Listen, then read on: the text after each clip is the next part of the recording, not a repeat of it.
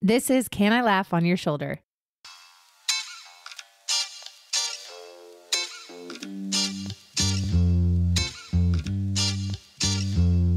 Hey, welcome to Can I Laugh on Your Shoulder? I'm Molly Stillman, and this is a podcast where I sit down with a different guest each week and have raw, funny, often brutally honest conversations about the things that matter most. Faith, business, life, and everything in between, where we each learn how to be good stewards of the things we've been entrusted with, even our stories, and how we can use those things to serve others and leave our families, our friendships, and our communities a little better than we found them. I want to create a space where people are unafraid to be themselves and unafraid to ask the questions the rest of us are thinking.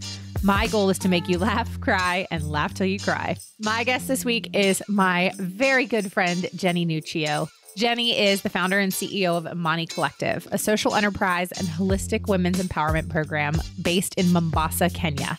She's committed to breaking generational poverty. She grew up in Texas, and Jenny and her family now call Kenya home. And as an integral part of her Kenyan community for 10 years, her life's mission is to unleash greatness in women, locally and globally, through collaboration and equitable opportunities. She holds a doctorate. Yes, she is now Dr. Jenny Nuccio. She is a doctorate in education, where her doctoral research focused on the resource gaps presented for social entrepreneurs and the challenges they faced in implementing change. She's the co-founder of the School of Ethical Impact, and she is also the author of the new book that is launching next month called Let It Be Wild. I was so excited to have Jenny back on the show. This is her second time on my podcast. She has become a dear friend of mine over the years, and I just love her energy. I love everything that she stands for, and I was just so excited to have her on the show and so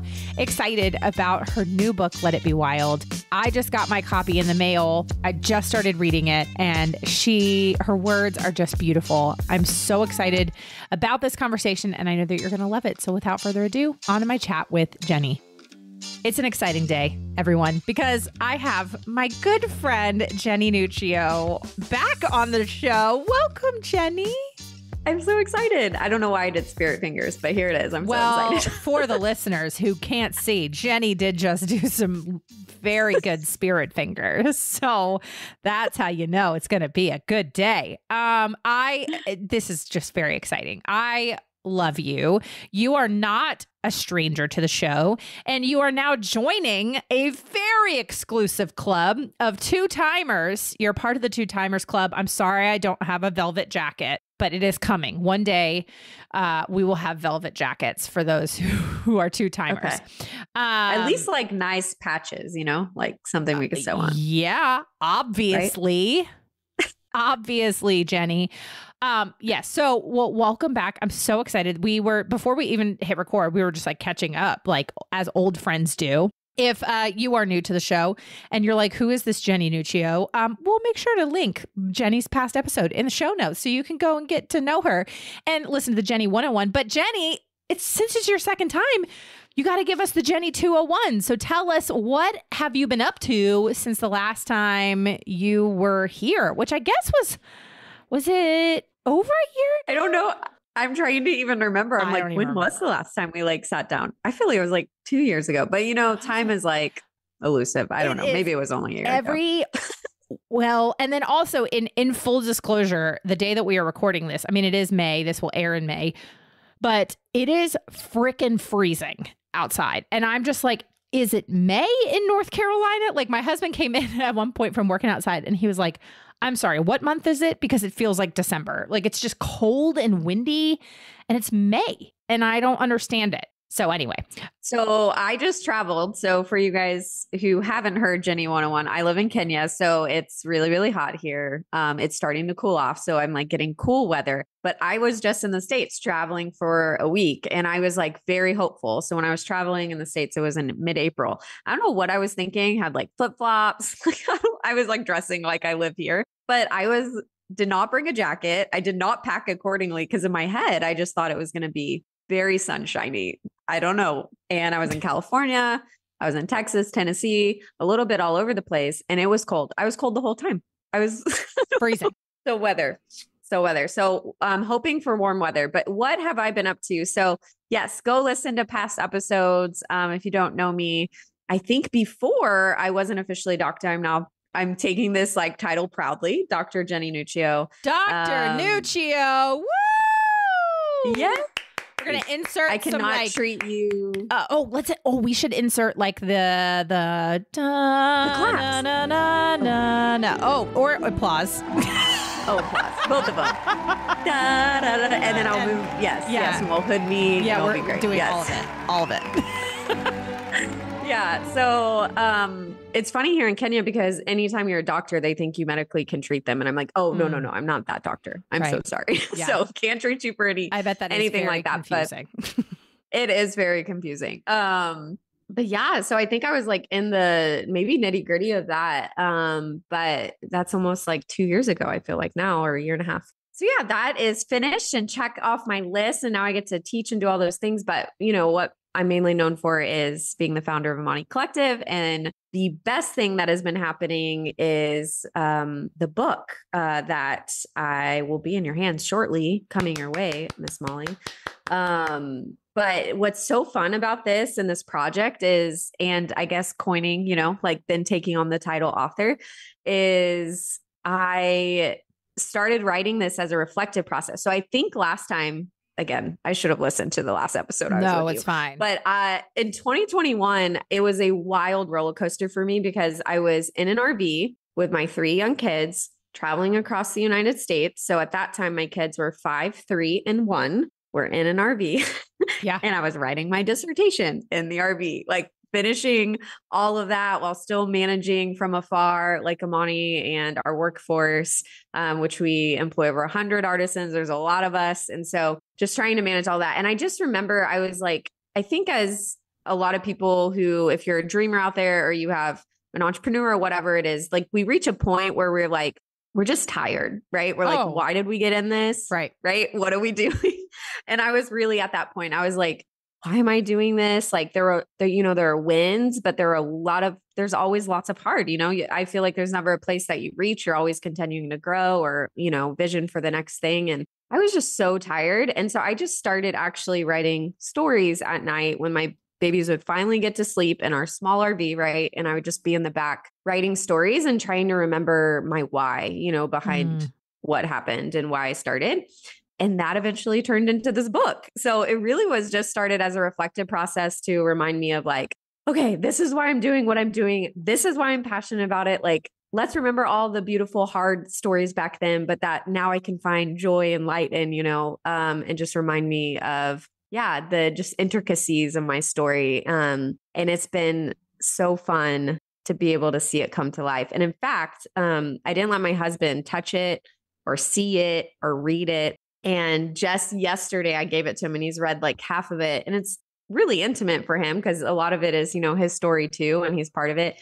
And he like sent me the cutest text in the middle of the day and was like, okay, I am bawling. This is like amazing. Like just him getting to like read through the story and like really process it because it's just, it's a beautiful, intricate story of like building Imani, but also like growing as a leader. And and my like desire, I think at the end of it was like, wow, I really hope people are inspired or see themselves in these like radical stories of, you know, and so it's cool when people read it and like it evokes the emotions that I want to like come out of them of like, okay, I can be wild. The book's called Let It Be Wild. So I want you to find your like wild spirit of what makes you come alive. And it's been really cool to like hand it to friends and see them do that. So I would say that is the biggest thing happening in my life. But gosh, there's so many things with, you know, being a mama and running a business, teaching classes. There's a lot of things going on.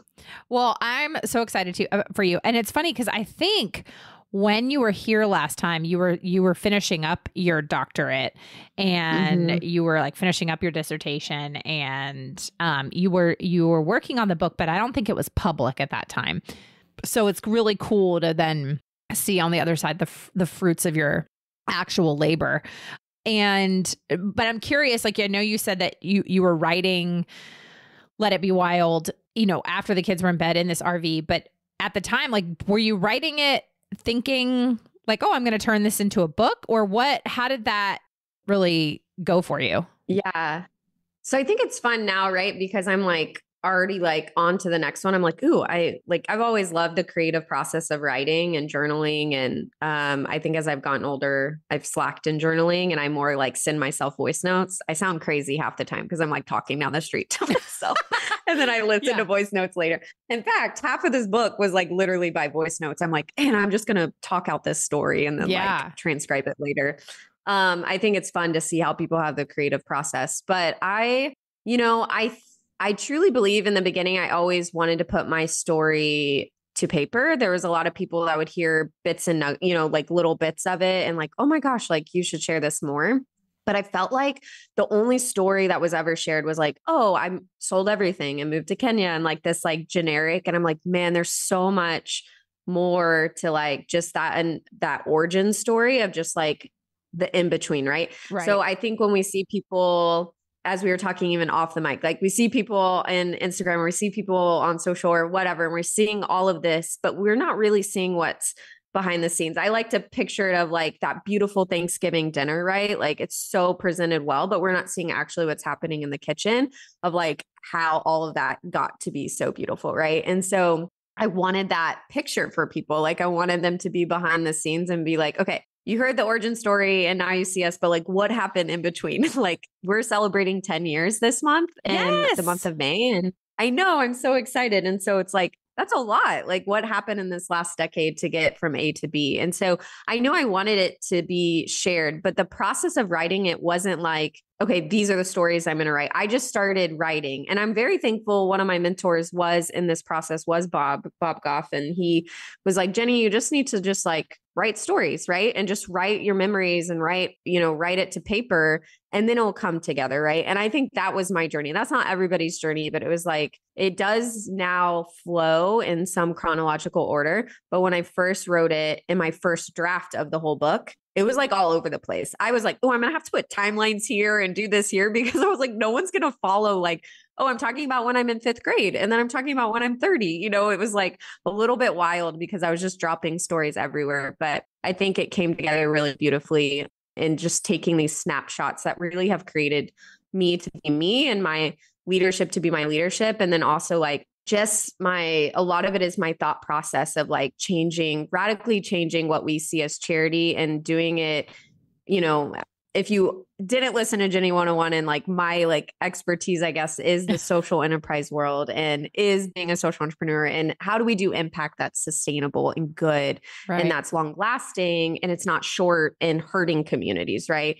So I'm always fighting against that narrative of like quick relief and how are we doing empowerment and development that is actually like aiding communities for long term and that they're the ones picking that up. It's not about maybe the person who had the idea in the first place, but in fact, that idea shouldn't even come from me or it should come from the community and we should be asking them. And so I think that is in the core of the book is in that too of like, what are you doing to really radically listen and create change, but like do it in a collective manner? Because I truly believe we're only stronger together and having community like this and creating partnerships. But I would say when I came to Kenya, that wasn't my thought process. I was young and naive and I grew into that, so I think that's been a big part of the development of like kind of the transformation of my leadership as well. And so, yeah, but it's fun. It's fun and intimate. And when it finally got on paper, I was like, oh my gosh,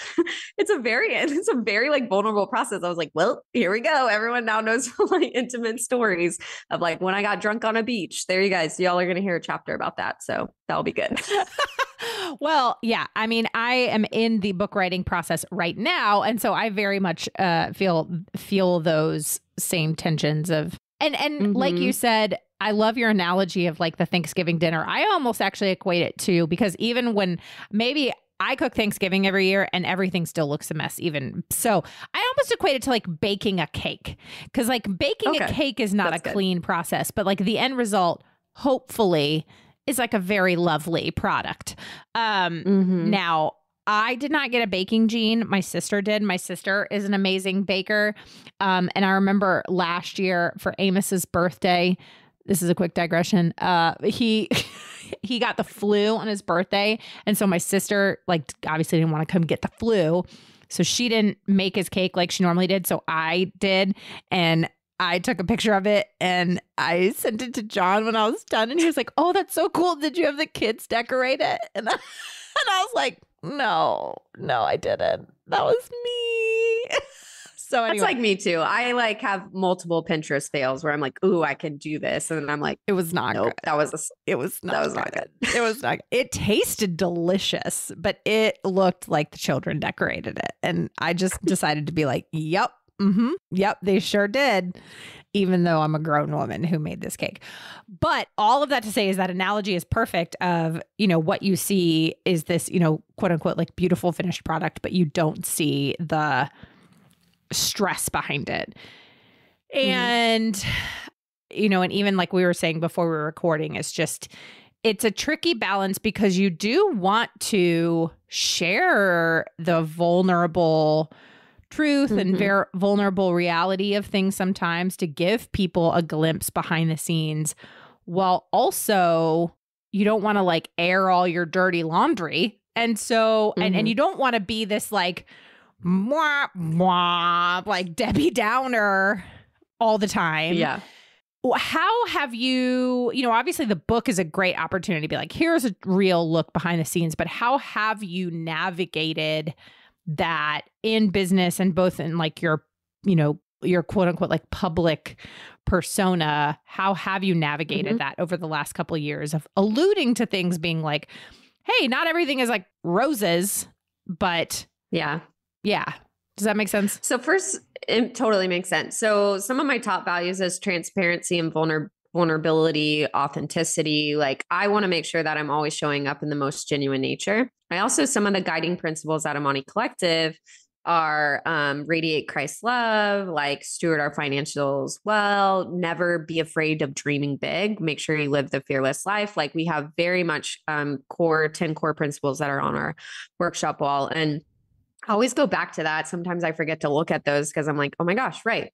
Living the fearless life doesn't mean you're going to be like not afraid. It just means we're going to be confident. We're going to walk through it. And even in adversity, even in this, we're still going to make innovative, creative, and daring decisions, right? That makes sense, that are going to steward, our resources well. All of that to say, my biggest advice, and I think my biggest advice to myself or to anybody is like, even in those being my values, like the vulnerability, communication, all of that, is not everybody has it is not our, not everybody has to be on the inside, right? Like, I love like our relationship, you have close friends too, I have close, like there are people in your life that you can share intimate stuff in the very deep of it, right? In that very moment that you can trust with that information. I don't think that everyone needs to be like in the nitty gritty when it's happening. Now, with all that to say, the book is a perfect example. And even stuff that Imani Collective is going through in this refining process, even right now, we've had to do tons of restructuring in the last 6 months. And I've been really actually pretty honest about that on social and things, of just like moving our warehouse and kind of like downsizing and just being really smart with decisions we're making, but not having to share like all the like intimate details of that. But I will say, if you are, especially if you're a leader in a space that then, you use your own experiences to teach, which is definitely me. Like we are an open book. I always say Imani Collective is a model that I want anybody to learn from. So like, come to us, ask us how we do it. Like we are a hybrid model. I'm very honest with all. I do strategic coaching. So I'm very, very honest and open book of all that we do in the background and how I can help others with mistakes or not mistakes, that, really good things that we've done. Right. But I think there's a time and a place. So even like intimate things happening right now within my personal life or business, that's not something that I'm necessarily ready to share or teach, but I do see it as a potential in a year to put in a book or to coach others on it once we've gone through it. And I think there's a difference.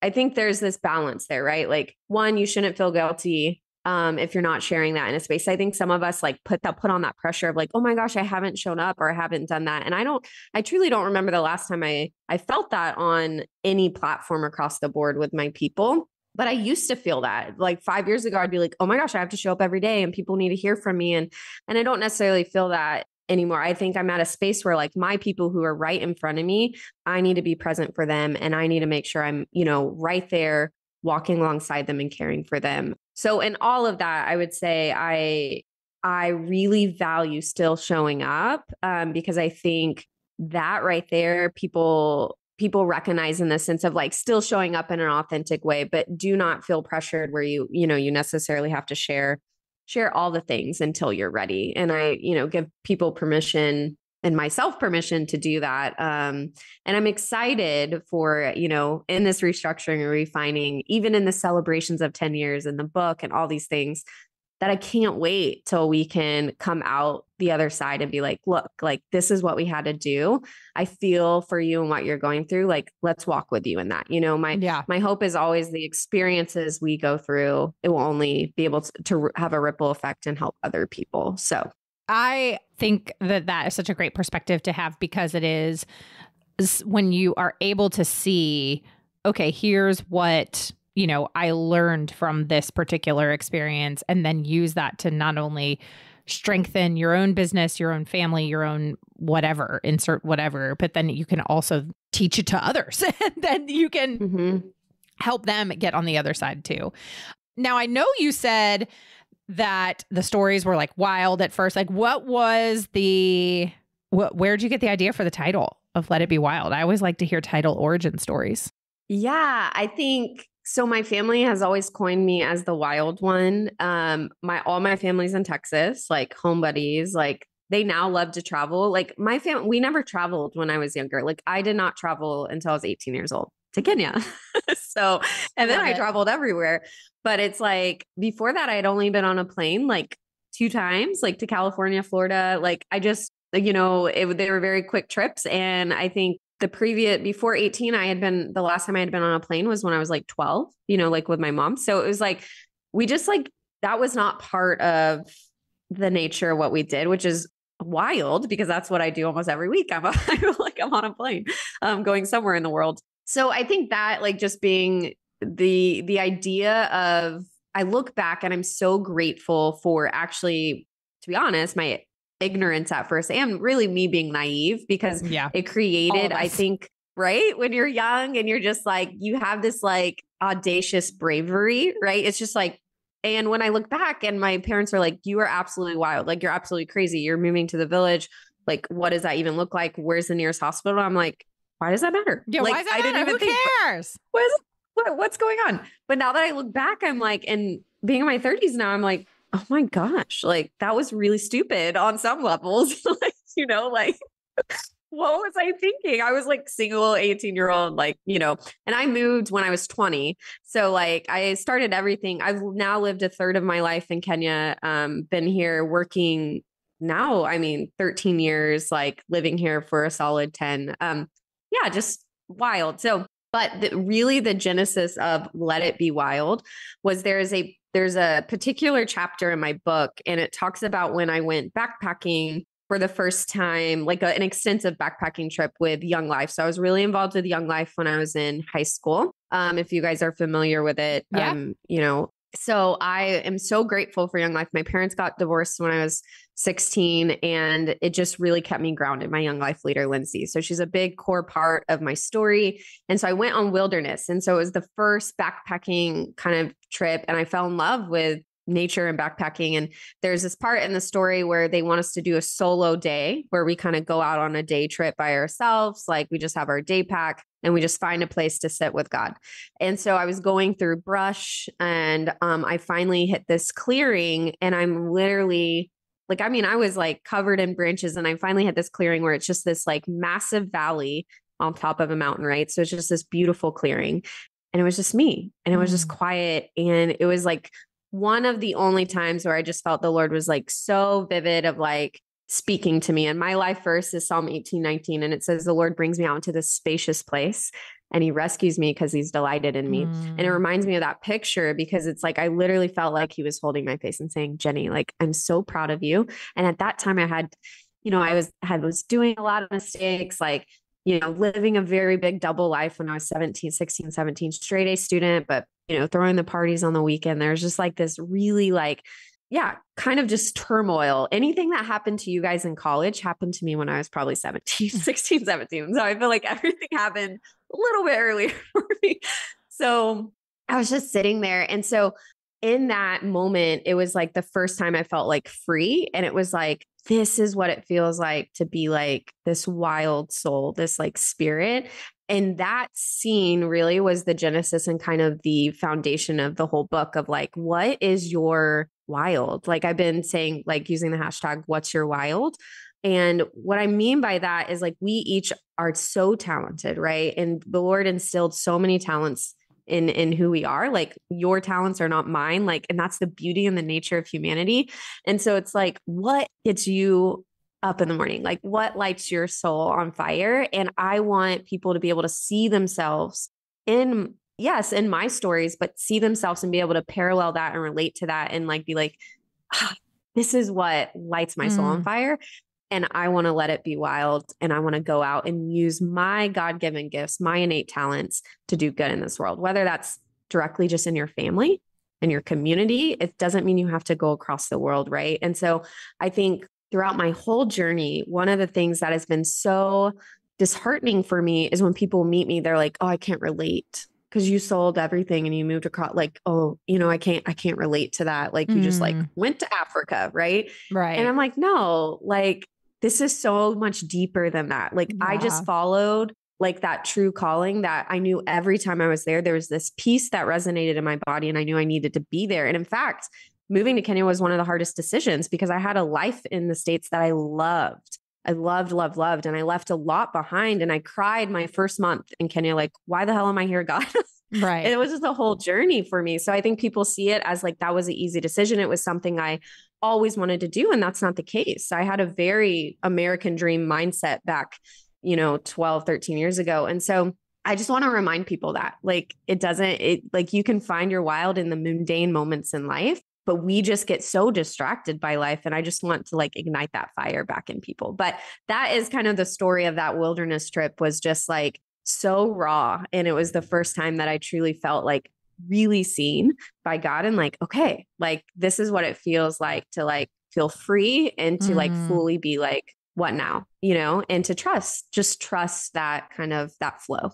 So. That's so good. Well, I'm so excited about your book and I cannot wait to hold it in my hands and I cannot wait to read your words. And I've always from the moment I met you, which I think we told this story on the podcast the last time you were on, which was when you came an entire day early to a retreat that Emily Gray and I were putting on, and we thought you were coming in on Sunday, and Saturday night there you were, and I was like, "This is my girl." Timed it wrong. Also, the fact that you flew in from Kenya a day early and Ubered to Target.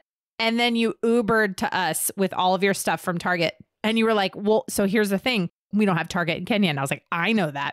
But the best thing about it was like, you bought necessities, like things you needed. But then you also bought like fake decorative plants and then like Dr. Pepper. And it was like, you had a whole suitcase full of like, I bought like succulents. Yeah, like it was little things. Like little fake succulents.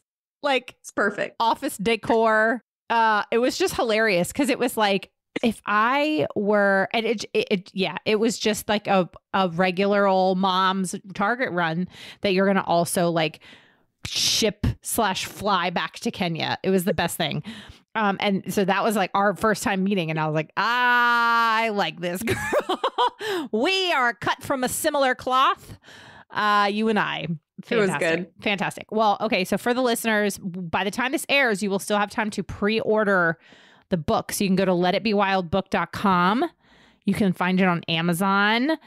Do you have like pre-order freebies? Anything that people need to know about? Yes. So by the time you guys get this, it might already be sold out, but the first 100 books purchased on imanicollective.com are autographs. So if you care about that. Woo, my signature. Otherwise, you can go on Amazon. You can go on, I don't know. There's a couple other links on letitbewildbook.com. Now, once you order, make sure you go back to the website because at the very bottom, if you put in your order number, you can get you'll be sent the first 3 chapters digitally before the actual launch date. So the book launches May 29th. So that's when the book will release. So if you pre-order, it will immediately be, shipped after that, but you can get those 3 chapters before the actual launch date. And you also, I think, yes, our team set this up where you get not only the 3 chapters, but you get a discount code for Imani Collective. So you will get like a little promo code. I think it's like 15% you can go on, or maybe 25%. It's like, I don't know. I can't tell you the code. Go pre-order. Well, I'm very excited. I'm very excited. Yeah. Okay. Well, we're going to shift gears just a hair.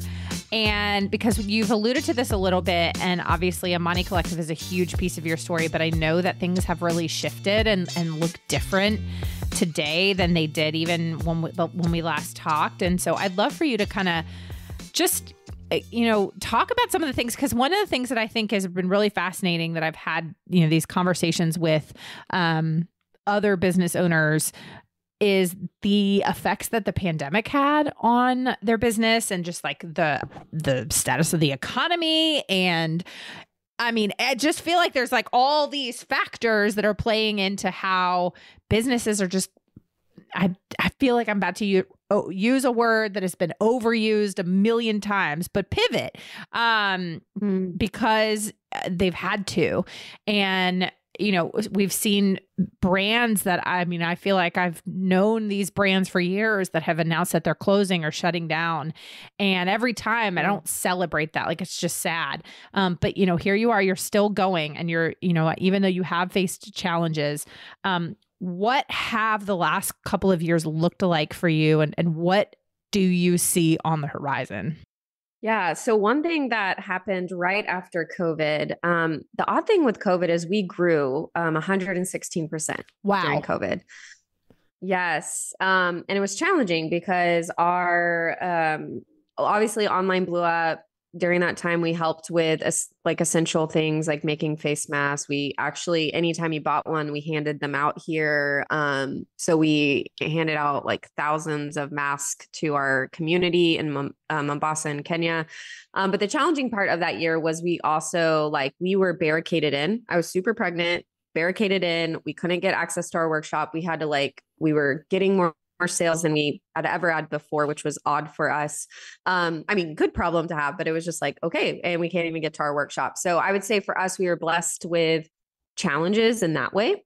What was interesting is moving into 2021, seeing kind of the change and shift post-pandemic. And 2021 wasn't really post. It was really it was last year, 2022. We kind of saw post-pandemic stuff, and we're still, I don't think the quote unquote new normal will really come to play until another couple of years. I think people are still figuring out, what is this? Are we still working from home? Are we coming in? Things like that across the world. Right. But I would say the biggest thing that we did is we were at a place after a pandemic too. We had been running as a nonprofit. And so this is something my research was focused in for my doctorate. It's something that I do strategic coaching on, that we moved into a hybrid model. And this was challenging, but it was also a way of growth. It was the first time I took on investment in our company. I coach and teach a lot about that. There was all these different things that we did for good. And there was a lot of challenges in that. And so learning how to understand the hybridity model, there's a lot of ways to do that, of running still a nonprofit, but also now moving into a business, keeping the core of our impact, but also, paying for people and understanding all of the economics of that. I went through a lot of coaching. I was part of a Stanford University program to learn business essentials, everything in the last 3 years. I feel from 2020 to now, I pretty much got an MBA without getting an MBA, just had to learn so much stuff. And again, the beauty of that is now being able to teach that back. But I would say we've always been, what I love about our team is that even in the midst of challenges, we're still able to vision and be innovative. And I think a lot of the times when we're challenged, we start to drown a little bit. And that's when we lose design thinking. That's when we lose creativity. That's when we just can't get to the next step because we're just trying to survive. So there have been moments in the last 3 years that we weren't and were and felt that we were in survival, but we were still in that, able to push forward with still creativity. And so I've been very blessed with our team in that. And something that you guys will see this year, I'll give you a bit of a preview. And potentially, actually, when this podcast launches, all of this will actually already be live, is Imani Collective. When we first rebranded, we did a rebrand back in 2017.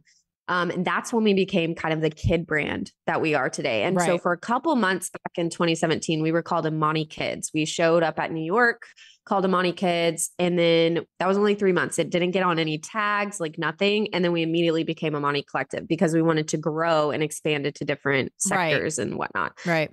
That doesn't necessarily happen. We haven't really grown in different sectors. We've continued to niche into kids. So what's happening is Imani Collective, and I think you know this, I own a lot of other brands. I've actually changed and dissolved a lot of my brands to come under Imani Collective. And it's now become a company that owns 4 to 5 different brands.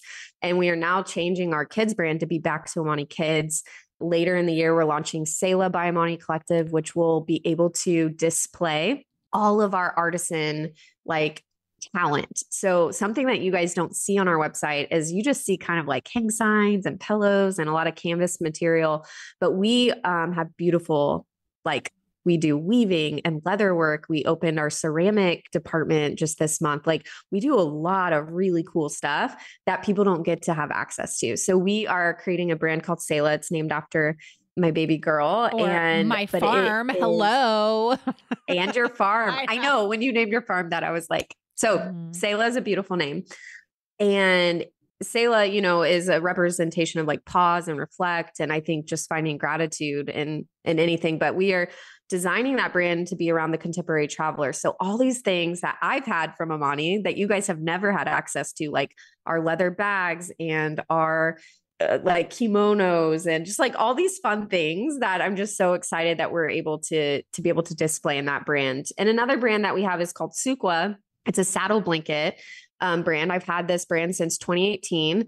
I started it because obviously saddle blankets that go under a saddle for Western riders does not necessarily fit into a kid's brand. Right. So we started it because we had this, again, beautiful access. We have over 30 weavers on our team, and we really believe in regenerative materials, and we're pushing into being more eco-friendly and becoming more known as a sustainable brand and environmental standards over the next couple of years. So from the shearing of the sheep all the way to the loom, we work with organic wool, we do that whole process. And a lot of people don't know that, right?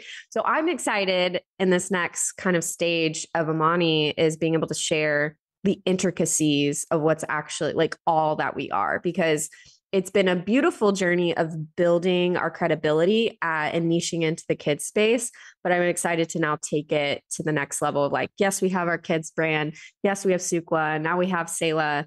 And so when you go to imanicollective.com by now, it will have all of our brands listed, and then you can click into all of these different stores. And so through all of that, I would say the last 3 years have been growth, challenges, kind of retrenching and restructuring as well.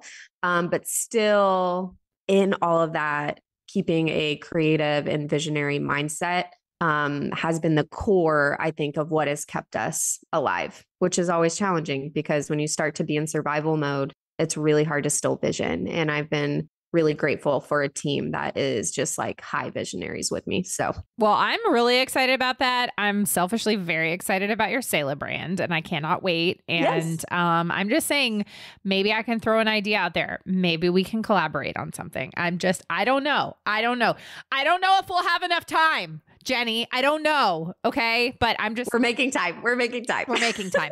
But I actually you just said something that I think you probably just said in passing that I just am yeah. And it's that whole, when you're in survival mode, you have a really hard time being visionary. And honestly, moment of transparency here is that has kind of been me the last couple of months. So I finished my book manuscript in January, and since then, I've been in the editing process, but there was a time, month, 2 months while you're waiting for your first round of edits and all that stuff. But I'd say I told my husband, maybe 2-3 weeks ago, where I looked at him, I said, I'm in a funk. I'm in a creative funk. I'm in a mental funk. There has been a dumpster fire of things going on behind the scenes, just in my personal life. Just with a lot of things happening, and like, it's just felt like attacks left and right in a variety of areas. And in some ways, like, I feel like I've kind of been in like this mental survival mode of trying to just deal with the things that are coming left and right. And then, and I'm like, oh yeah. And that is why I'm like struggling to be and feel creative. I've like, when I got my first round of edits for my book back, I just like sat there and I stared at a blinking cursor for hours. And I was like, I can't focus on this. Like, I can't edit it. Everything just sounds the same. Now I'm like, this is a terrible book. No one should read it. That's not true. Please read it when it comes out next year. But you know what I mean? Like, your mind starts to spin, and and so I actually talked to a friend who is a writer, and I was like, is this? And she was like, totally normal. She was like, this is totally normal. And she's like, and you're now navigating like all these other things that are happening like behind the scenes in your life as it is. So like, yeah, your brain is not capable of, it's like you're juggling 100 mental balls. Like, there's too many balls. I feel like we should just cut that audio and just too many balls. That's what I just said out loud. I just said that out loud. Put it on an audiogram. We're just going to put it on an audiogram. Too many balls. Yeah. And all of us have had times in our lives where we've been that way. And, I'm not on the other side of this particular one yet. But when I look back and I have gone through those times, I am thankful for what has come out on the other side. And I'm about to ask this question somewhat selfishly, is when you were in the midst of the just can't do it anymore, juggling the too many balls, what were some of the things that helped you personally to quiet yourself, to give your brain breathing room to vision or to dream or to create, or I don't know. Yeah. So the one thing that's been like, I feel like I've like literally just gotten out of it. Like, it's been, cause I have been in and out of it more often in the last 3 months, just because so much heavy has happened as well in this year. I would say just letting myself feel emotions has been one thing, and being okay with like, okay, I'm going to have a stagnant day. Like, if I'm going to like give myself a break, like I will admittedly say, like, there have been days where I'm like, I'm just going to hide under these covers, and this is what my day is going to be. Now the thing with that is me knowing like, I can't stay there. I can honor that time and not feel guilty about it. Like I used to, like, because that doesn't help when you're like in that moment and then you're feeling all these other like emotions and that. It's just like, well, let me just be in these emotions. Right. But one thing that I realized is even in my journal here, like I hadn't written down stuff well. Like sometimes I have so much of a fog that, I need to write it. I truly need to write it. So for me in this season, and what has worked for me just in the last, like, seriously month, is I normally keep like very detailed journals of like running to-dos or whatever to keep me organized. And I realized that in the midst of all of this in the last 3 months, I hadn't been doing that. And I also felt that anxiety and whatnot. So I literally was like, I'm just going to write it all down. Like, I just need to write down what I have on my load. And then I need to write, like where I feel maybe stuck and whatnot. But I also, to be honest, I had quit rhythms that kept me balanced and in line and aligned. So like my biggest thing is like health in both physical, mental, and spiritual. And all three of those this year, I had just like thrown off because I was like, there's too much going on and I have to clean this up and whatnot. And it was really in the last month that I was like, no, like one, I need to be grounded in some sort of scripture. I need to be at least moving my body and like, how am I fueling my body? And mentally, like, I don't know, like my, like even having any type of quiet time, because I'm always inundated with chaos. Like my house is chaotic, like read it in the book. Like I have 30 street boys that I call mine, like these boys that are like my sons. Just life is just a lot. And so I think I just had to feel the emotion and then find a way, like write it down and take one thing at a time. But also the last thing is find someone that I felt comfortable with, of like walking alongside me. So one thing I haven't had in my life is like someone older than me or like someone like a wise older woman in my life. And I'm like, this is something I really need right now. And I was like, what is something like I'm always pouring out, I'm always coaching, I'm always leading, I'm always whatnot. And I just need someone that can just be with me. I have business coaches. I always have coaches in my life, but I was like, I don't just have someone who is like praying with me or sharing scripture or just walking alongside me, in that way. And I really needed to be reminded in that. And that doesn't mean obviously the funk goes away. But I would say adding those rhythms back in my life have felt like I have felt a bit normal in the last month than I had in the previous months of this year, because I was just like going.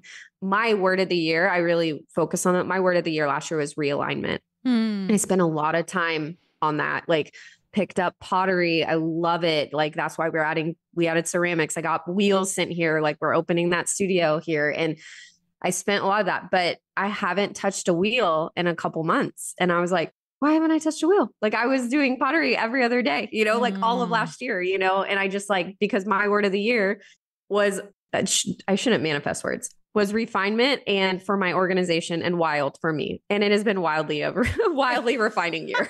I'm like, I don't know why I manifested that. Like, why did we do that? I'm going to go back to like I'm already saying next year, my word of the year is rest. It's going to be like restful and zen. But yeah, I think finding those rhythms again and being like, why did I let go of those? That even in the midst of all the chaos, like there has to be those rhythms, or then it just gets like super foggy. And so I'm finally seeing those clouds be lifted just in the last week, really, because I'm starting to like, okay, I just need to make time for this. And this is a priority, That's such good advice, and advice that I'm very much going to take to heart. And I like what you said just about almost just having that opportunity to slow down and to force yourself to slow down in a way that you can wrap your head around whatever it is that you need to wrap your head around. Man, Jenny, I could have you on forever. I just love you and I adore you. And the work that you do is so meaningful. And I'm really proud of you for doing all of this and for getting your doctorate and for writing your book. And so good. I'm so proud of you. All right, Jenny. Well, before we go, my last question is a question that I've been asking all of my guests lately. And that is, what is the thing that just brings you the most joy? My daughter's laughter, I think. Oh, no, I know.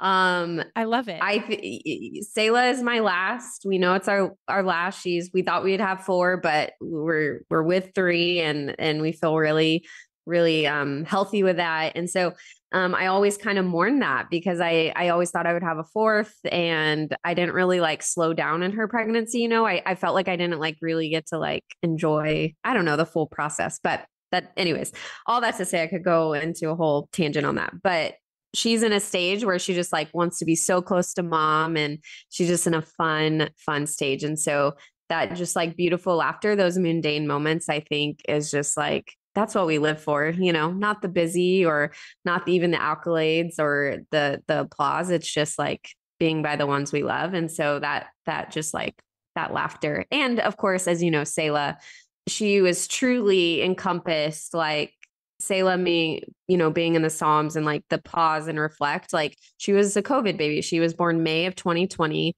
I had really bad postpartum. And I had to pause and reflect and remember, like, she was just the physical representation of what I was going through at that time of like being grateful and pausing and reflecting.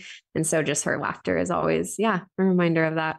So good. And honestly, that is part of why we named our farm. We moved here and, we bought this farm in December of 2020. And it was like, that was why part of I know when I saw you announce the name of your farm, I was like, I just like felt, I cannot wait to come visit it. I know. And I know. It was so exciting. Which you will. We're putting that out there. And yes. I, as many times as I've been to Kenya, have never been to Mombasa. I've never been to the coast. So I also am just like throwing it out there into the world that I would just really love to come see you in Kenya. You will one day. So much. All right. Well, for the listeners, how can they best connect with you? Obviously, we know that to get your book, and I'll have all the information for that. But where should they find you? Yeah, the best way across all platforms is Jenny Nuccio, and you can go to jennynuccio.com as well. If you're in a space where you just need any help, like we're always there. We have tons of resources on there. And I think maybe back in the day in my podcast 101, School of Ethical Impact was a company we had, which we still have. It's just not as prevalent out there. It was morphed under Jenny Nuccio. So if, you're just wondering what ethical impact means, what that is. I'm always here for people who are really trying to figure out, who you are as a nonprofit or who you are as a business, and like morphing that together. It's just a joy for me to work with people all over the world. So that would be, Jenny Nuccio. Across all platforms, come find me, come reach out. I am the queen of voice notes. So if you DM me on Instagram, you will get a voice note back. I love it. That is my promise. You're the best. Jenny, thanks for being here. Thank you. I hope you loved this conversation with Jenny. I just adore her so much. Go get her book, Let It Be Wild. Go to letitbewildbook.com. You can find out all the information there. Follow the work of Imani Collective and everything that they're doing. She's just such a joy. I would love to know what you loved about this episode. Please let us know on social media. You can find me at Still Being Molly or at Can I Laugh Pod, wherever you get your podcasts. And would you take a moment to hit the subscribe or follow button or leave a review of the show? That really does help us to know what you're liking and how the show is personally impacting you. Thank you as always for listening. Thank you as always for your support. And thank you to the team at Third Wheel Media for producing the show. And now for you, I hope something this week makes you laugh till you cry. We'll see you next week. Bye.